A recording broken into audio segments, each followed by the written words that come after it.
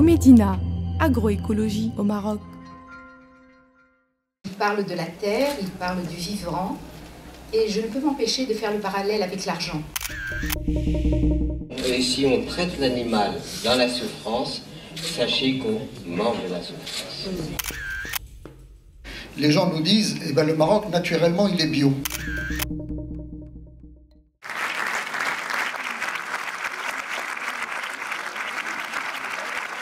Je pense qu'il y a aujourd'hui à réfléchir, les humains doivent réfléchir sur leur rapport à l'animal.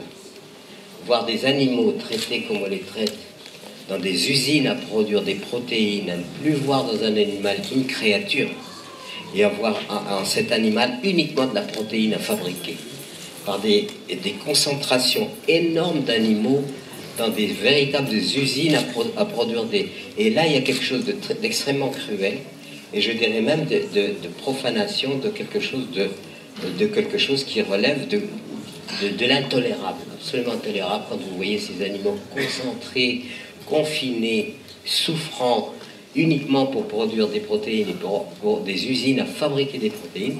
Je peux vous dire que la chair de ces animaux est une chair toxique, même par l'esprit.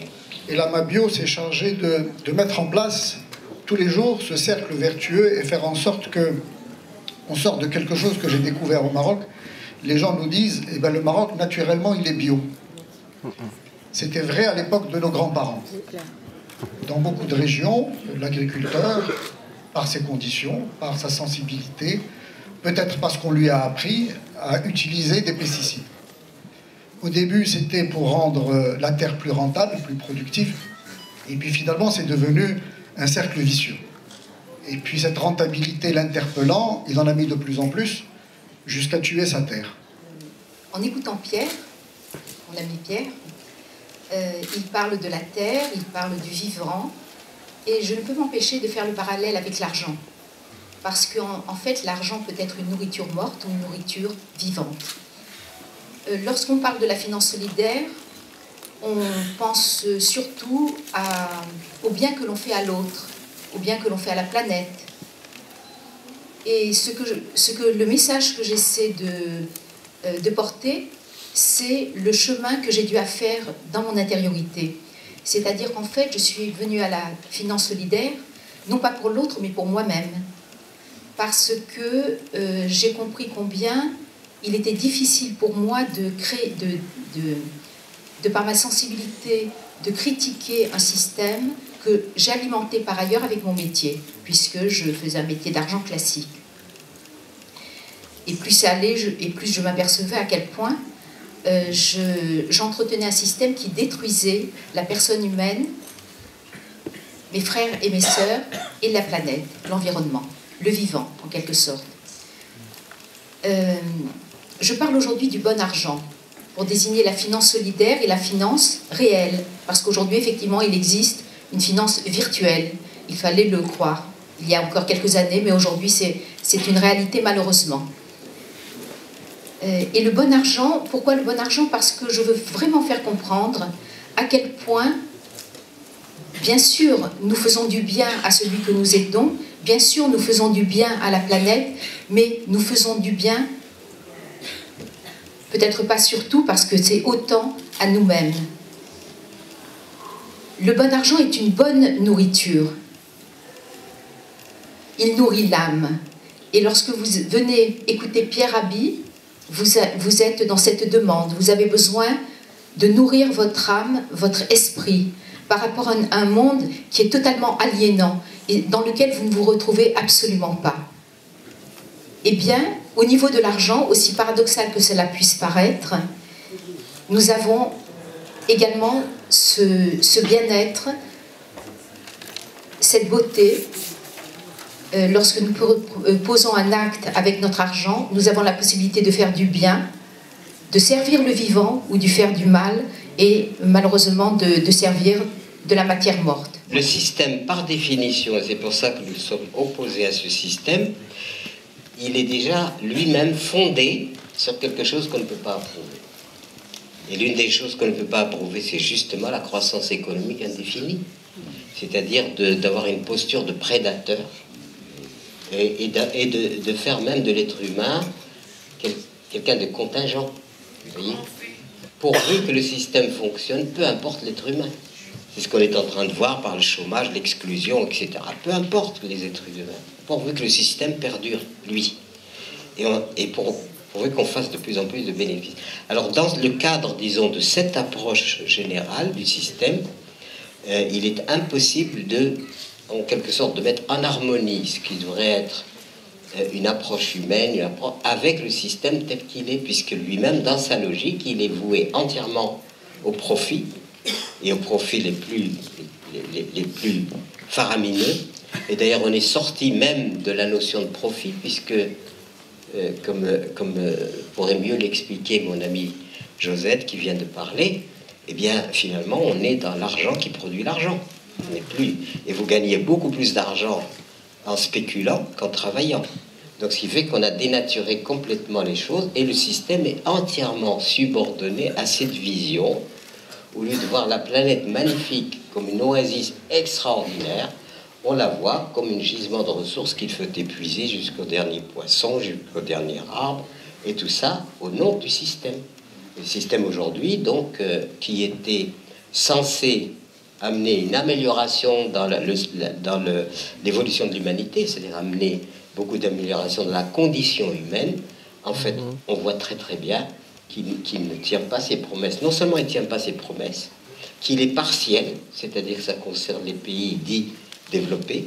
Les autres pays aspirent à rejoindre le système, sauf que ce système-là est faux et falsifié dès le départ, puisqu'il n'aurait jamais pris l'extension et la force qu'il a prise sans le pillage.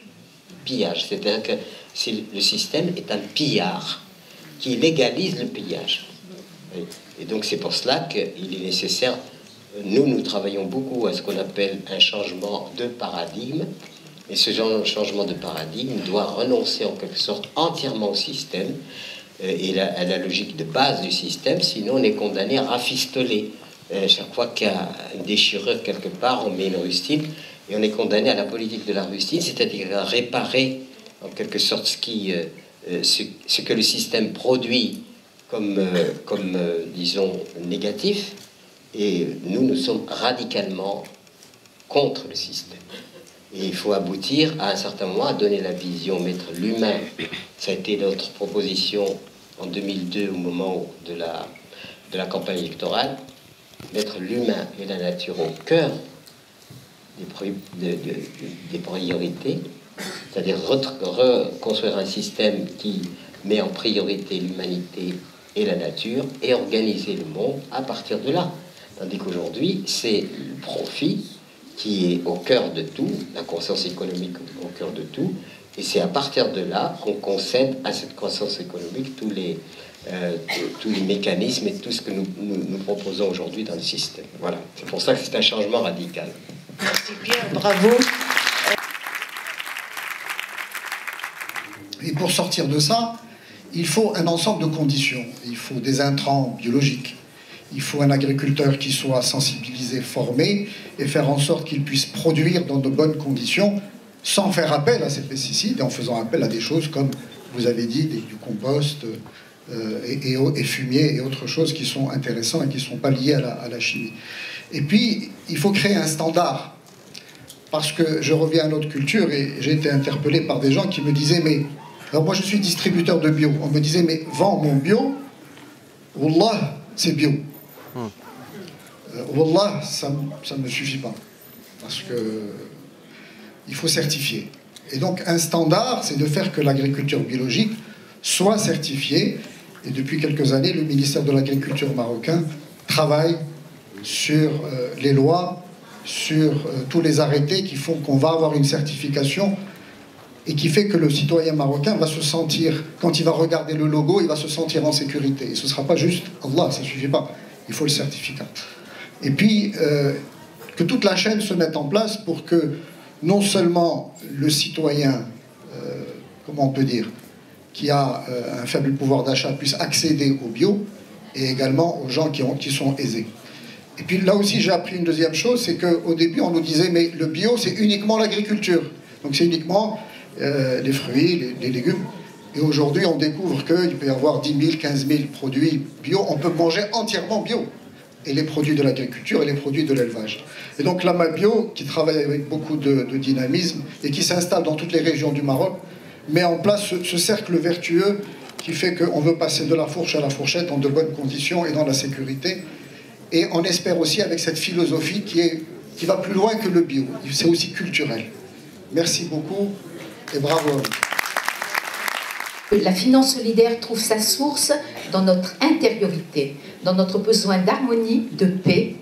Et lorsque l'on dit que l'argent est le nerf de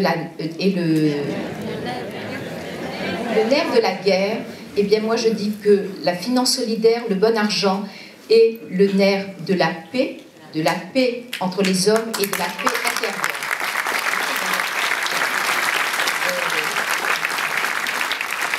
Je terminerai simplement parce que je parle beaucoup de lettres, mais je ne vous ai pas parlé, je ne vous ai pas dit en quoi cela consistait. Ce sont des livrets de partage, donc c'est de l'épargne de partage, c'est de l'épargne investie dans l'économie réelle, c'est de l'épargne investie dans des entreprises sociales à forte plus-value sociale et environnementale précisément, et dans des financeurs solidaires qui aident les plus défavorisés.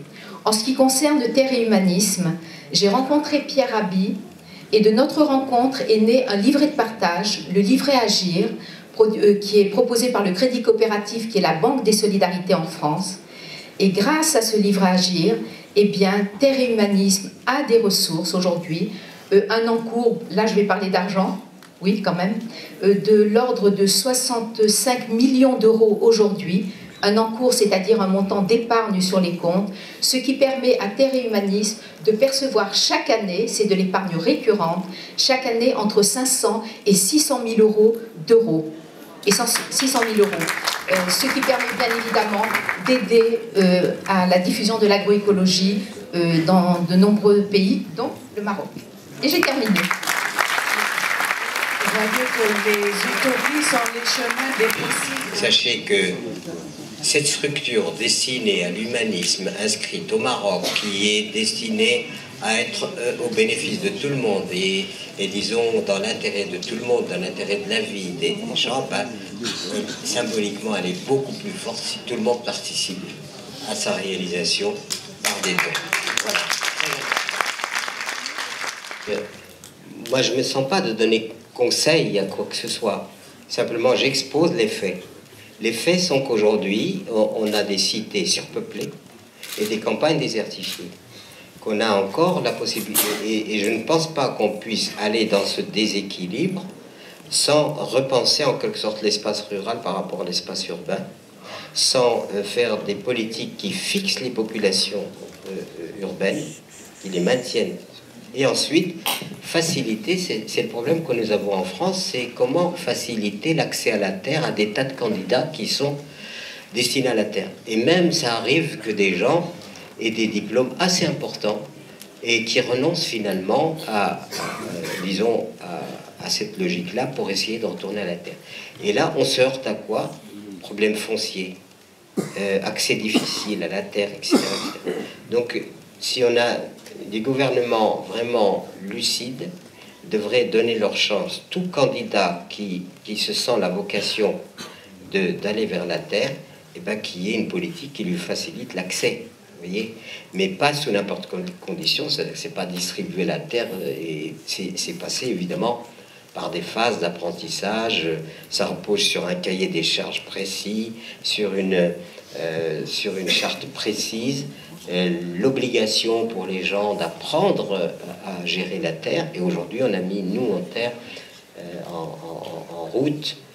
C'est là où, sans même donner de conseils, nous sommes dans une stratégie avec Terre Humanisme, avec les organismes que nous avons créés, eh ben, d'initier les gens pour que, s'ils ont le désir d'un retour à la terre, qu'ils le fassent dans les bonnes conditions. Voilà. En France, vous pouvez venir nous voir.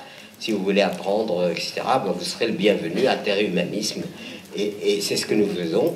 Si vous voulez, nous faisons le possible et Dieu fera l'impossible. Parce qu'on n'est pas, on est vite dans nos limites. Voilà.